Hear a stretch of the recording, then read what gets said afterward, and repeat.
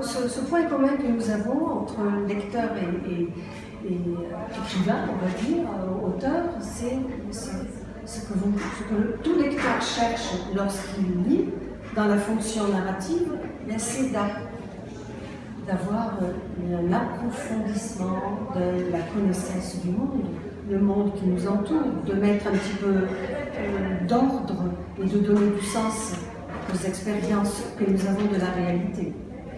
Et alors les récits, notamment les romans, à travers la narration des faits qu'ils relatent, nous demandent de les interpréter pour chercher à leur attribuer un sens, nous apprendre à donner du sens à tout ce qui se passe dans la vie des personnages lorsque nous lisons et au-delà dans notre vie. Donc ça, c'est notre expérience commune de lecteur.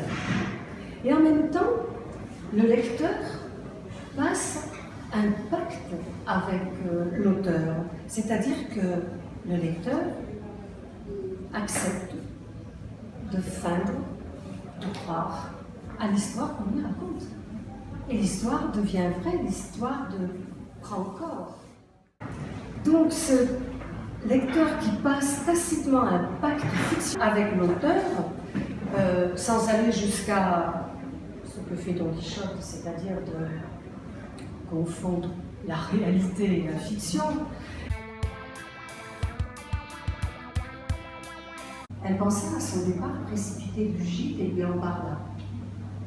Il resta silencieux. Il la regarda. Il s'assit en face de Marie. Elle ne sait pas encore quel est son secret. Il va lui dire. La société l'avait puni d'une grave faute qu'il n'avait pas commise. Il ne fallait pas qu'il pense. Et il ne dominait plus alors sa rage. Quand il pensait à l'homme qui aurait dû payer à sa place, quand il pensait à la justice, aux hommes qu'il avait reconnus coupables, il préférait alors s'isoler. Là, face à lui-même, il se retrouvait. Face aux hommes, il souffrait de cette vengeance sans objet qui lui rongeait le cœur. Voilà pourquoi ce personnage a fui dans les Cévennes pour vivre en Illinois.